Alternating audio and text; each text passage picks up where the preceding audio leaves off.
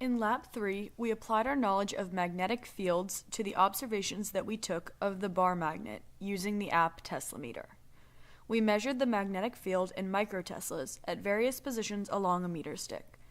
Then we took some calculations to determine the value of N and K, which we incorporated into our computational model to represent the scenario. Here are the key equations we used in this lab. Firstly, the relationship between the magnitude of the bar magnet and the values R, N, and K. Secondly, the equation that we used to plot the magnitude of the magnetic field versus the position, and shows the linear relationship between the log of B and the log of R. And finally, the equation of the magnetic field that we used in the computational model to compare our observation values. I observed that the magnetic field was 1,000 microteslas at 1.983 centimeters. From there, I took calculations for the magnetic field at each of the following distances. When I entered these values into the spreadsheet, this plot was produced. There is some variation in my observations because the line is not perfectly linear, which is likely due to human error in measurement. Using these values, I determined that N equals negative 2.46 and K equals 0.77886. The value of N is close to what we would expect to see, which is a value of negative 3, as we learned in the equation for the magnetic field of a dipole. Thus, I know my measurements were close but not exactly precise. To solve for mu, the magnetic dipole moment, we know the value of K and the relationship between K and the magnitude of the magnetic field.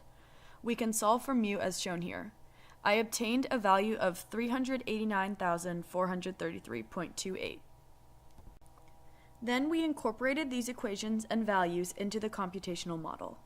We added an arrow to represent the magnetic field on axis, off axis, and at a 45-degree angle. The result of my computational model is this visual, which shows the magnetic field on axis that points from negative to positive and creates the expected circular shape around the magnet. In conclusion, when measured at a 45-degree angle, the magnetic field had a smaller magnitude than when measured on axis, which is what we would expect. There was some error in my numeric values, which, as discussed in previous steps of the lab, is likely from human error. The visual model created is a good representation of the direction of the magnetic field at various locations from the magnet. The calculation for the value of N aligns with what we know about magnetic fields and dipoles and the observations from this lab. And finally, it can be difficult to measure very small units when using an approximate cell phone app.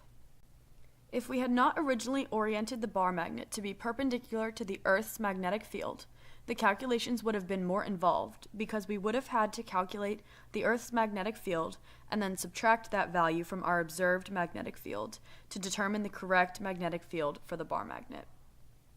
If we had put two identical bar magnets next to one another, the magnetic field would be doubled because the contribution from each bar magnet would superpose to create a magnitude twice as large as with only one magnet. Thank you for watching my presentation on Lab 3.